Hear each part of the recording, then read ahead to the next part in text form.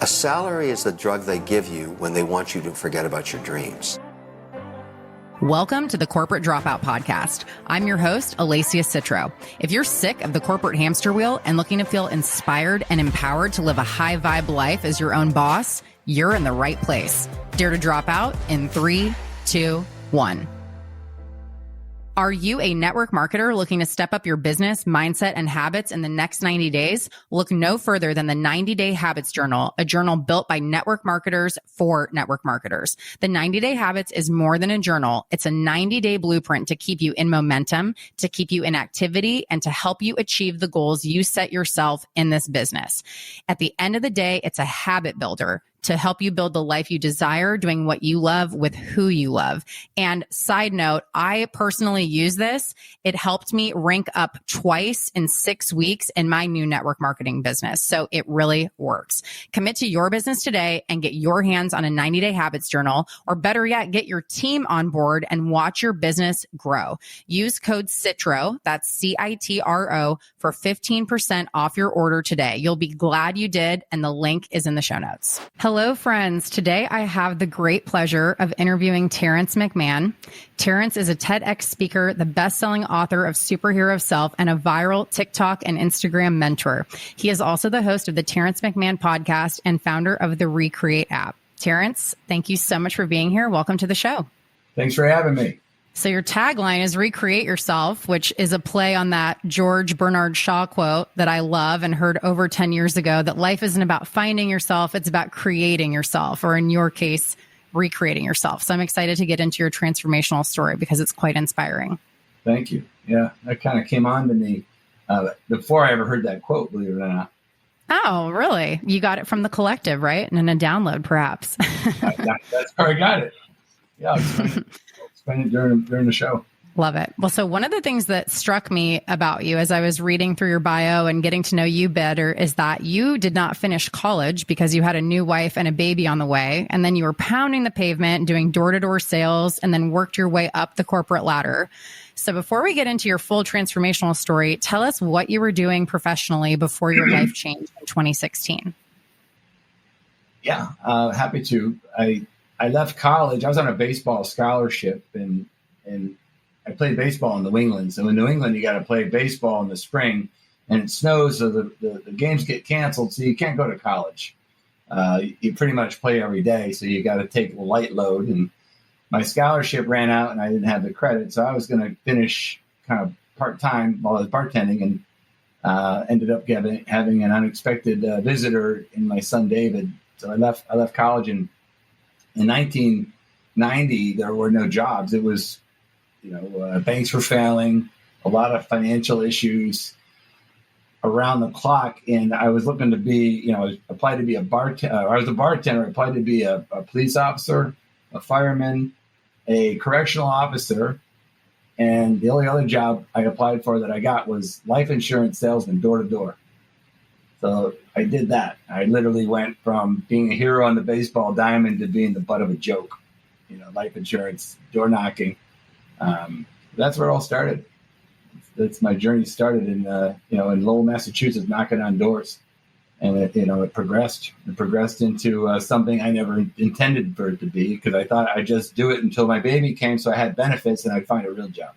A real job. Well, tell us where you ended that career. You were, maybe literally too, but proverbially in the corner suite. What happened was unexpected, because I was knocking on doors. I was learning what I now know are what I call algorithms. And these are systems that work predictably. So their algorithm offline was knock on a door and they give you the script, and you would go one to the next, and all of a sudden somebody would ultimately buy. But it was pretty miserable, and I hated it. But I later connected the fact that if I knocked on 10 doors, one person buys. Actually, it was more like 50. And then my mentor said, if you made $500, you get $10 a door. You just get all the 500 from the one who says yes. You don't get it from the people who say no. So that was a pretty interesting distinction my brain made. But I wanted to leave the industry. And on January 10th, David was born. And then I discovered something that was unique, because on top of knocking on doors, we also did cold calls for new babies. So if a new baby was born, we'd cold call the house. to see if they wanted life insurance. And when David was born, they put ink on his hands, and when they did that, she put it on her card, and she told me that this was his birth certificate application. And they send it down to town hall every day at the end of the day. And I knew that information didn't hit the papers till once a month. So I ended up going to town hall and kind of picking off the names. I created my own algorithm, which, I called the people first, and I went from getting no leads to getting tons of leads because I was there first, and I created a new system. And that was the staging point, getting an edge using information that's publicly available to get an edge and make sales. I brought that into direct mail. I brought that into seminars, and I brought that into ultimately radio. And then I ended up having more leads than I had time. And I built a business, basically helping people, build a financial planning practice doing the marketing for them. So tell us what happens as you encounter this huge transformation and moment in your life. So in 2016, you described the Terence of that time as a multimillionaire, morbidly obese, alcoholic, and CEO. So what happened in 2016 that set you on a totally different path? 2016 was the end of a bad algorithm. I ran the algorithm of when I had stress, I'd drink alcohol. And I had a lot of stress, and I started gaining weight because of my lifestyle and because of what I did. Every time I felt badly, I would drink, and drinking worked. And that was a 30-year run. And, as I was blowing up financially to a 7 and 8 figure business, I blew up physically. I was 350 pounds. And I was like a combination of Tommy Boy met the Wolf of Wall Street. I wasn't a sorry guy. I was a lot of fun. I used to drive around. That's quite a visual. I was a big fun guy, and ended up getting real sick. But it just kind of came on me. One day I didn't feel well, and I went to the hospital, and the doctor told me, it's not your heart. I thought I had heart issues. He said, it's your liver. Your liver and your pancreas are shutting down right now. And if we don't go to some extreme measures tonight, you're going to die. That was a change moment in my life, I guess you'd say, that, I still hear what he said to me to this day. He said, no amount of alcohol is ever safe for you to drink ever again. And you're probably going to be dead in 6 months if you don't get a transplant. Wow. Now, I read in the bio that you shared before recording that it was pretty much at the end of that death sentence that a miracle happened. Mm-hmm. So tell us about that. So the going from being a CEO with a 7-figure income to being labeled an alcoholic and put on the end of a liver transplant waiting list is quite a hit to the ego. So a journey of accomplishment went into what I call a journey of just survival. I went to 5 hospitals, and I was doing all the right things to get a transplant, which means you got to go to addiction classes. I went to AA, and I did everything. And then I got to the end of the rope, where it was about 30 days left, and Mayo Clinic wanted me to go to rehab. So, for me to survive, I had to go to addiction center for the last 30 days of my life. If I lived at all, that's how I spent my time. So I got out of the rehab, where, by the way, they, it was $800 a day, and they said I had a disease. They said I'm an addict. There's no cure, and their algorithm for transformation was go to meetings every day for the rest of your life and call yourself an addict. And I never really liked that, and I didn't like it while I was doing it. I was only doing it because I had to, but I did what I did. I got out of rehab. Mayo tells me I'm too sick to be operated on. They say I'm inoperable and I'm going to die. So at that point, I had a family meeting. I had my kids come in. I did all my planning, which is, that's what I did. I was a financial planner. I had trusts and different financial things that were settled. And at the end of that, I looked at my brother, Tim. I said, geez, Tim, I think my whole entire life's been a mistake.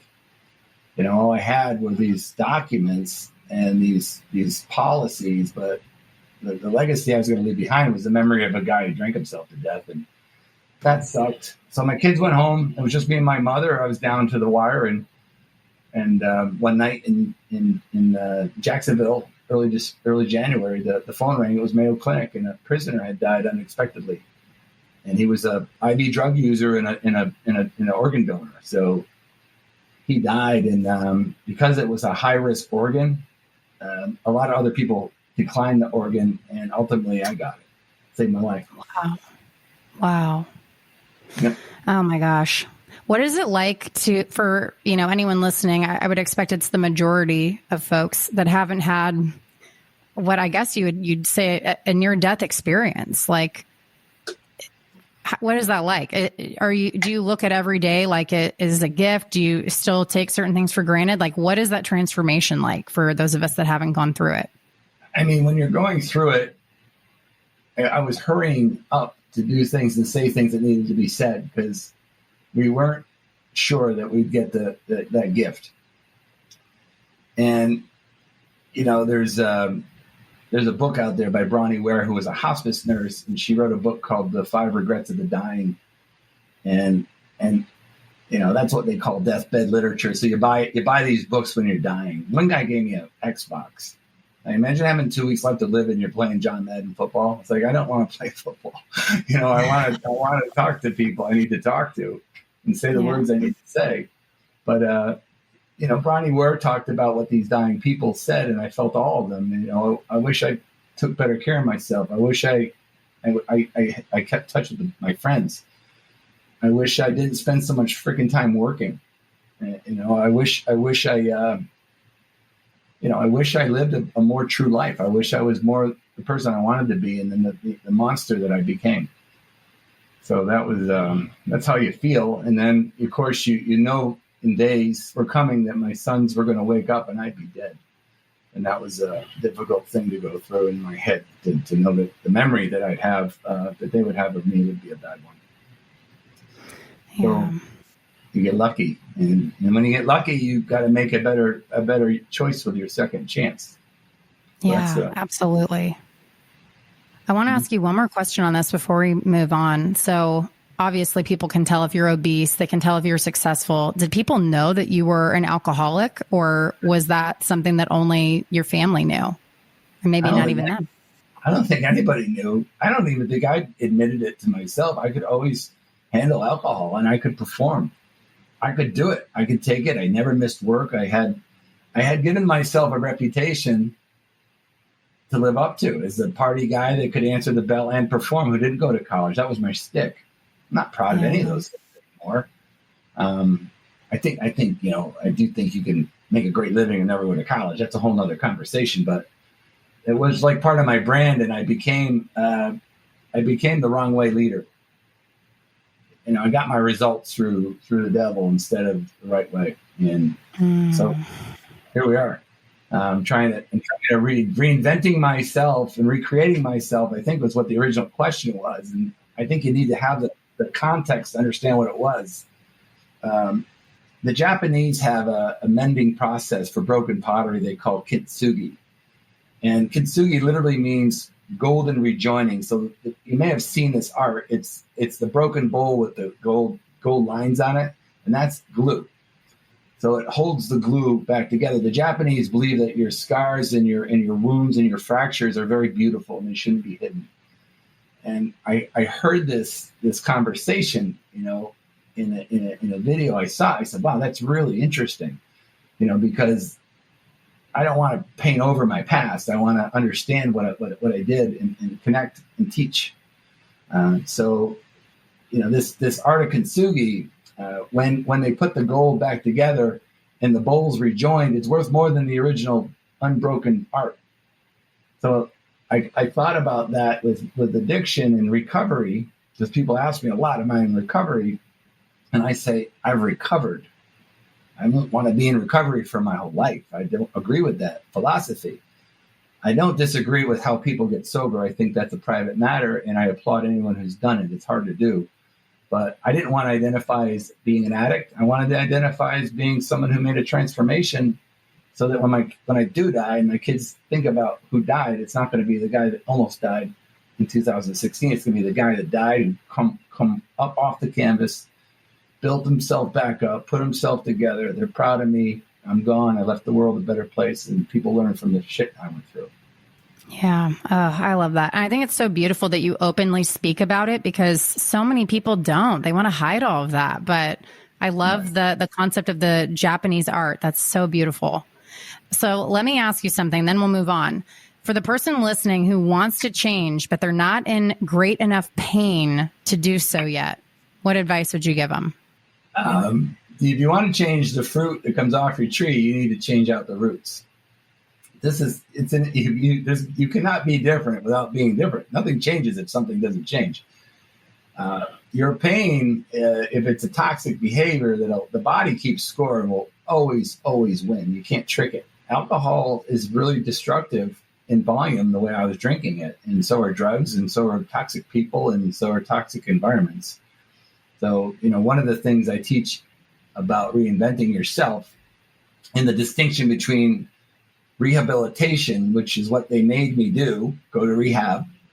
By definition, rehabilitation means to restore back to its original condition. That's literally what the word means. So I didn't want that. I was like, that's the guy that was busted up. You're just rebuilding the old man. I wanted to recreate myself. And what that word means is to make something new that's never existed before. Look it up. That's what it means. So if you had the choice, rehabilitate, be in a life of recovery, self-identify as being an addict with this disease that's very debatable, go to meetings, in light of doing something else, or recreate yourself, start binging on books, starting podcasts, start sharing your message online, engaging with people, getting your body back together. That was more enjoyable for me, and I did it that way. And I'm not in any way saying this is the one and only way, but if you change out the persona, the Wolf of Wall Street and Tommy Boy are long dead. My persona is someone that's a business philosopher, that's a mentor. And, that's the person I want to be. That's who I've recreated myself into, an author, a speaker, somebody that my kids could be proud of ultimately. All right. So what was that process like after you get out of recovery from the surgery? Where did you begin in recreating? I feel like this is where a lot of people might get overwhelmed. Well, I mean, if you think about it, usually transformation is eliminating things. It's not usually adding things. You don't have to get out. You don't have to have a lot of money to do it. You just got to start making decisions. And the etymology of decision, if you really understand the word, is not about adding things. It's about deleting things. A D means away from, and decision means to cut. They mean to cut away from. Like a divorce is away, a detour is away. Incision is a cut, to cut away from. So what are you cutting? You kill the character, kill the friends that need to go, move if you have to. You change your environment and you change your daily routine. Usually it's the daily routine ultimately that you want to evolve to having a perfect day. Because some people can't get their arms around the year or the 10 years, or even the month. It's the day. You wake up, you have something to do when you wake up, and you have something to do when you go to bed. I call them bookends. And in the middle, you got time blocks that you're doing things for, or things for the world and yourself. That's how you design it. So deciding to get rid of things is the first step. So if I quit drinking and quit my job and moved to Florida and didn't know anyone there, which is what I did, what do you think I had a lot of? A lot of time. So a lot of people use that to go to meetings, and meetings are great. And there's a great community there, and it's free, and it's all around the world. I think there's an AA meeting going on in the White House every day. Wow. But for me, I'm an antsy guy. I want to get out there and learn and explore. I've see the world. I've been to probably, I think, 19 or 20 countries since I've been, transformed, and I've got almost 1 million followers on social media. I read the comments. I got kids in Africa and in the Philippines and all over Eastern Europe. I don't know why, how the hell the videos got there, God knows, but they see it and they write, mentor me, help me. And, I have some free content that I think they're benefiting from. And that's what I want to do with my time. And I could have done anything because I did have enough money not to work anymore, because I did do some things right financially. I wouldn't be buying any jets, but I'd be able to pay my bills. Right. I think jets are overrated anyway. So there's a saying, I won't say the full thing on air because it's not appropriate, but if it floats or flies or one Rent other it. F, it's cheaper to rent. Yeah. It's true. Probably. I mean, I live in Fort Lauderdale, so there's yachts around here, and God knows how people afford them. other than the one thing I think they're doing, which is dealing drugs. There's some crazy.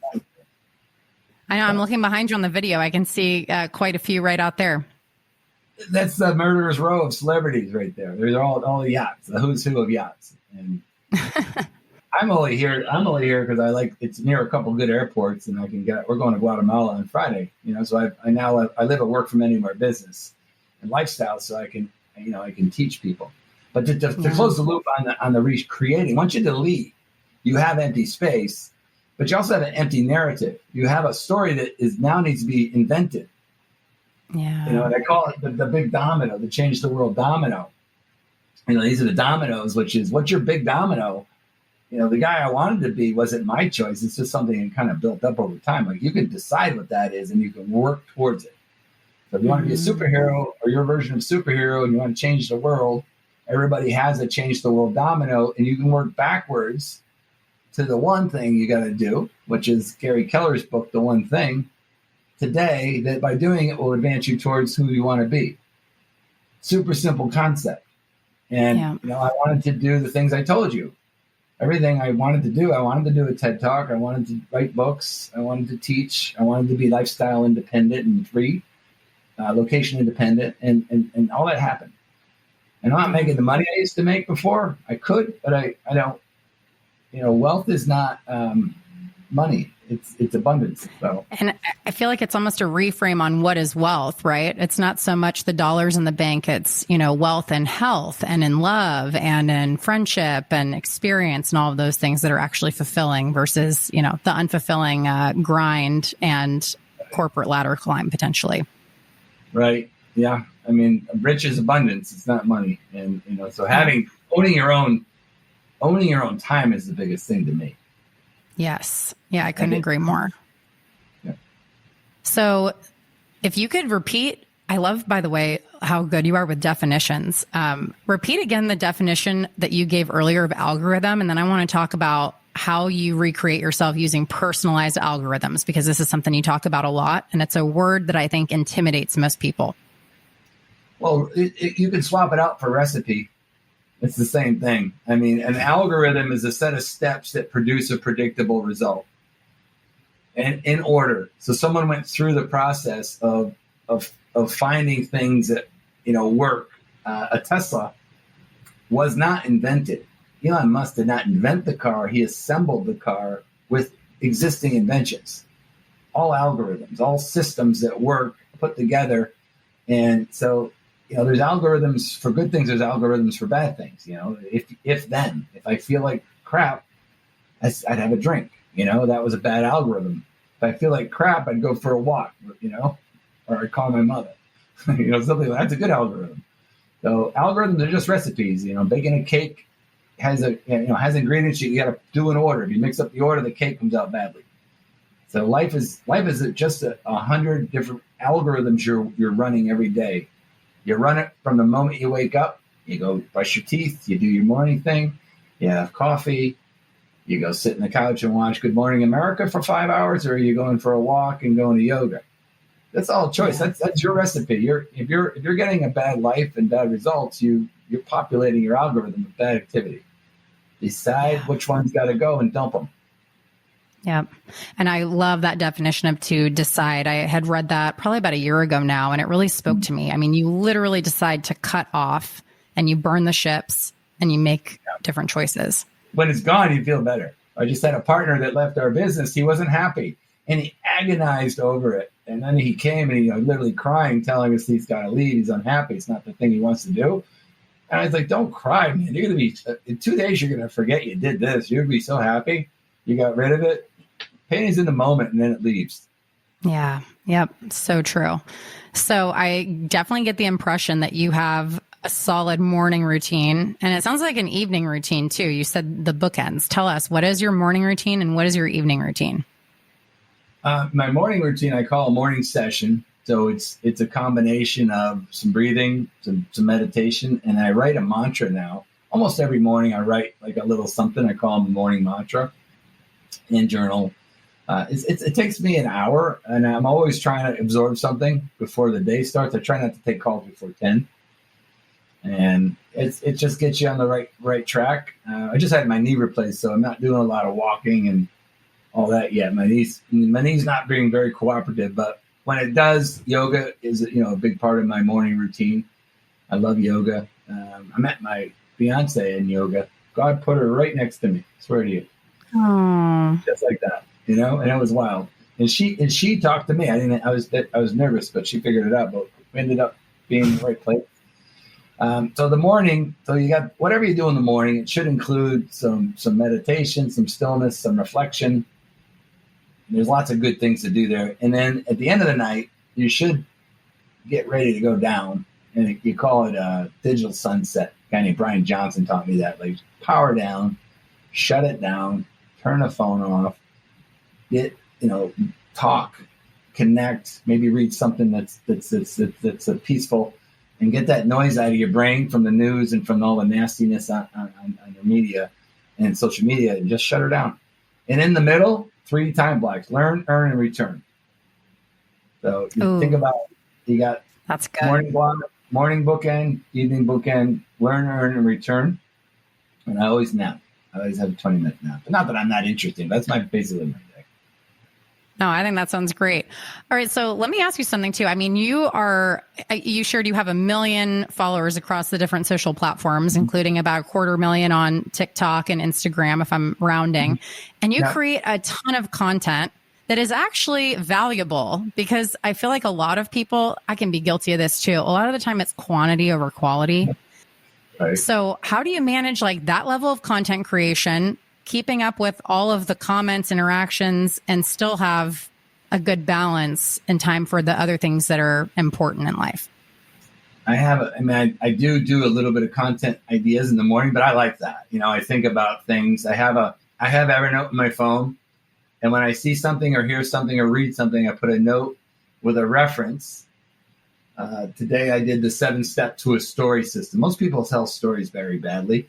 So there's a 7-step system that has been used for centuries to tell stories. And not 77. And they're all one short sentence.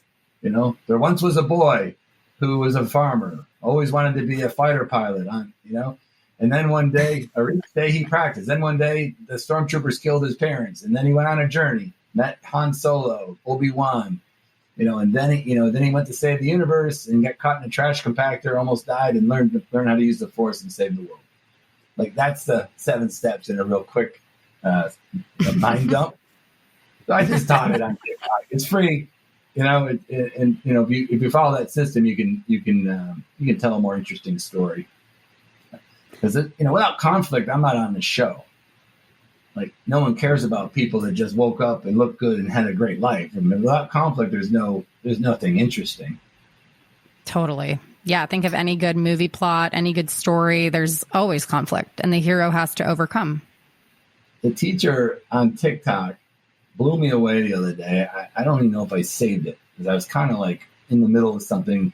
And she said, I got a student. His name was like Thomas. And Thomas, I hated Thomas. He always walked around smiling, and he always got great grades, and he was captain of the football team. And he's just a jerk, right?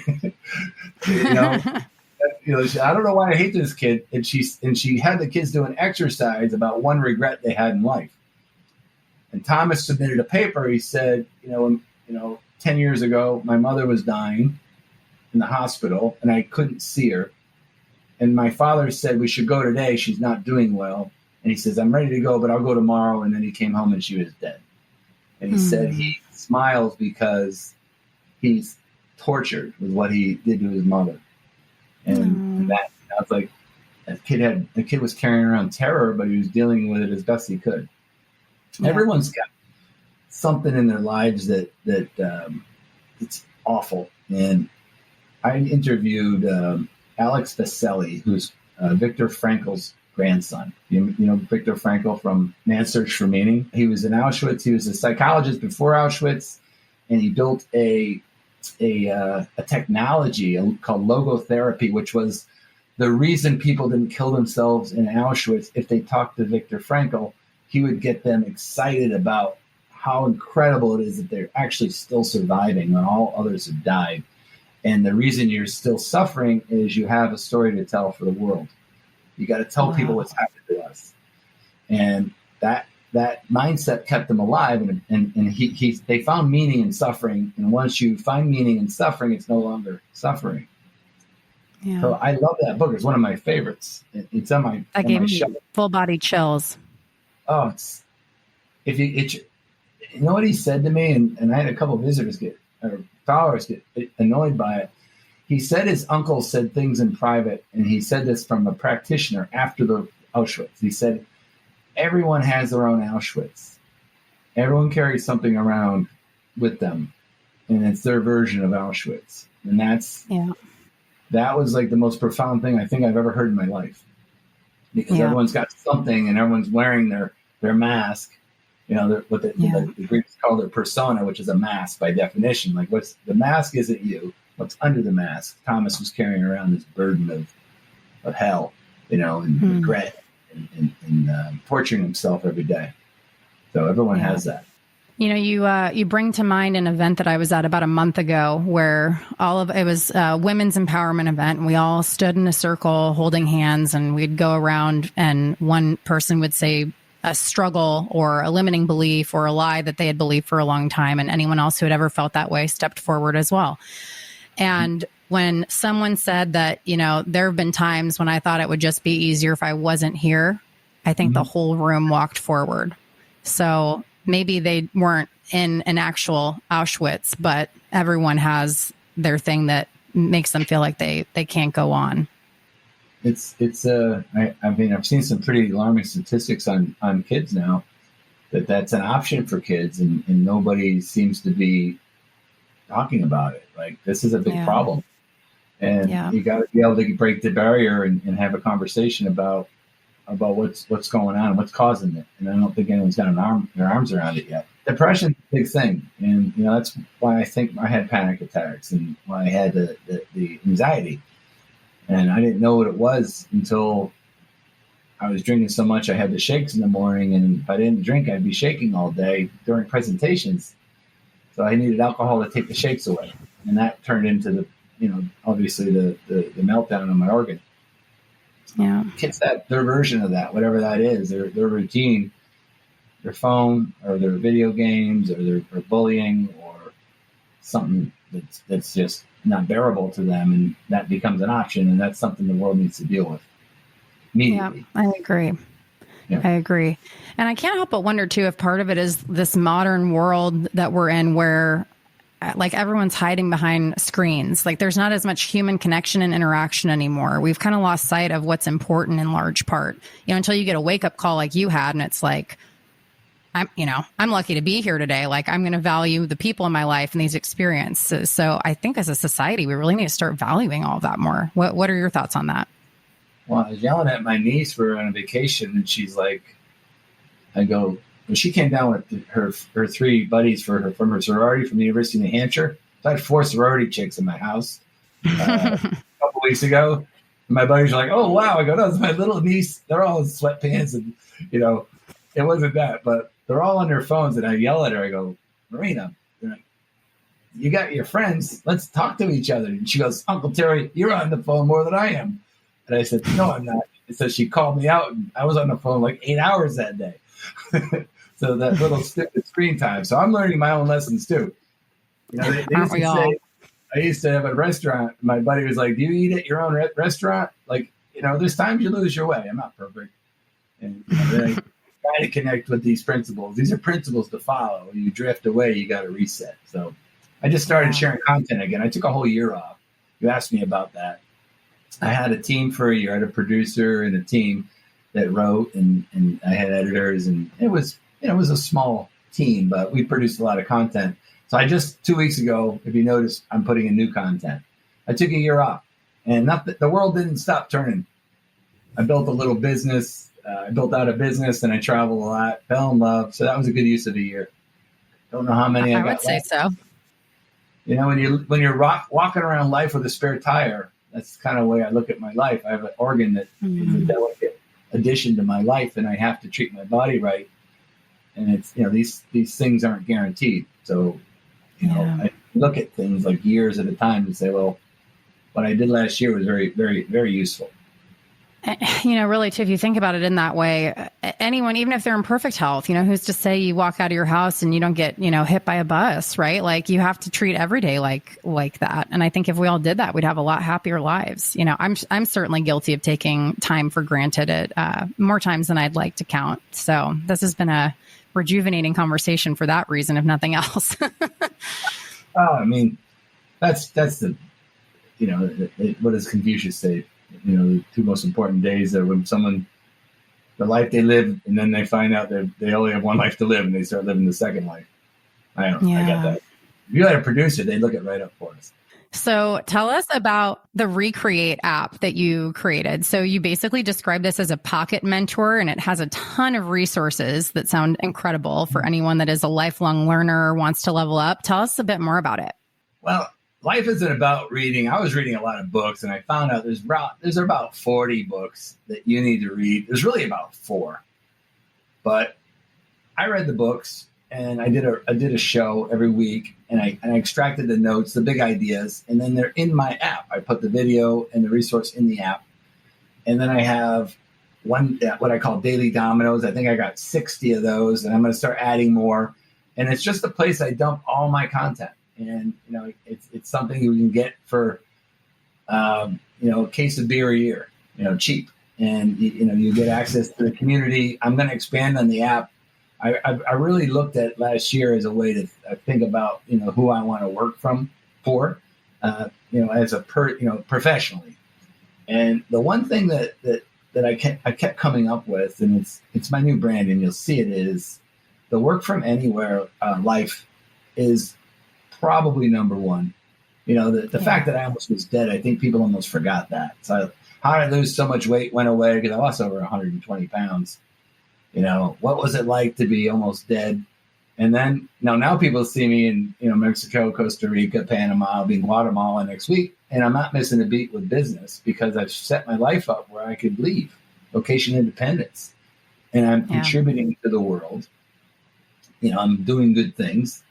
And I'm making money, enough money where I can do my thing, and 4.4 million people resigned from their job in February, the most ever. Like, they quit. They didn't get fired, they quit. There's 10 million empty jobs right now in our country. People want freedom. They want a life that they can live deliberately. And the internet has made the small player relevant. Like, you can reinvent yourself as a podcaster and make a 6-figure income serving a market. And if you do, that's fantastic. You can travel with a little bit of equipment and enjoy yourself. I think that's a wonderful thing. Yeah. I was just thinking, I wonder if people who see you on the beach in Costa Rica or Mexico or wherever it is, like, I wonder if they think you're Thomas, the student, oh, look at this good life. This guy's living it up. They don't know. They don't know what you got to overcome to be there. I gotta cover up with them. I'm a redhead, but maybe, maybe. And I do talk to a lot of people, and that's the most important part of life. Meet people, talk to them. I had a great conversation today with a guy I didn't even want to talk to. Probably the best call I had all year. And I saw it he looked bad on paper, and I judged him, and I shouldn't have. And I've done this before with financial services clients. And he was fantastic. He was like a worldwide best known person in his space. And he was feeling me out. And I showed up ready to play. But I almost didn't. I didn't Google him, which I always do. And I would have easily known if I did. I just looked at him on paper. He didn't fill out the survey. And that annoys me. So my coach used to tell us, because we played baseball in Massachusetts in April, he if it was snowing out on a Friday night, be 20 inches of snow, and they, we're supposed to be playing in New Haven. There's 30 inches of snow in New Haven, and they would not cancel the game. Coach said, you got to go to the gym 6 o'clock in the morning to leave for New Haven in uniform. So we show up. Coach would show up in his jeans. He goes, game's canceled. Go home.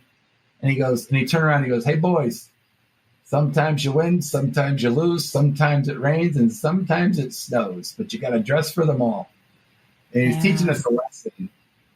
He later said, he said, I've been doing that for 30 years to baseball players because I didn't want you out partying all night And I wanted you in the gym at 6:00, ready to go. So that's a game day thing. Be ready. Yep, that's a really good lesson. I love that. Well, this has been so wonderful. I so appreciate you sharing your time and talent. You're going to do a mini episode business tip that'll drop tomorrow, which is the 3 easy steps to recreate yourself.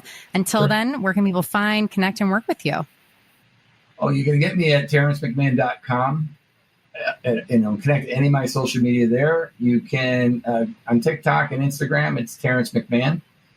And those are the best places to get me. You'll see all my programs. I've written 2 books, Superhero Self and The Anywhere Advisor. The Anywhere Advisor is the 10-step system to recession-proof, pandemic-proof, work from anywhere, high profit, low cost, staffless business that you own your time. That's like my best project right now. I'm excited about it. That sounds like a dream. One I'll have to buy for sure. Well, Terence, thanks so much for coming on, and we'll see you back here tomorrow. Thank you for having me. This episode was brought to you by Thea Collective, the learning community I founded for entrepreneurs. Text BIZ, that's BIZ, to 949-577-8709, or head to thea-collective.com. That's THEIA-collective.com to learn more.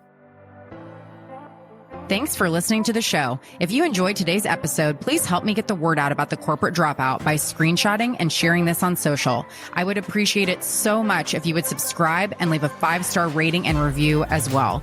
And I do this show for you, and I want to hear from you. So tell me, what is it that you want more of? Text me at 949-541-0951 or slide into the DMs at Corporate Dropout Official or Alacia Citro with 2 underscores. Until next time.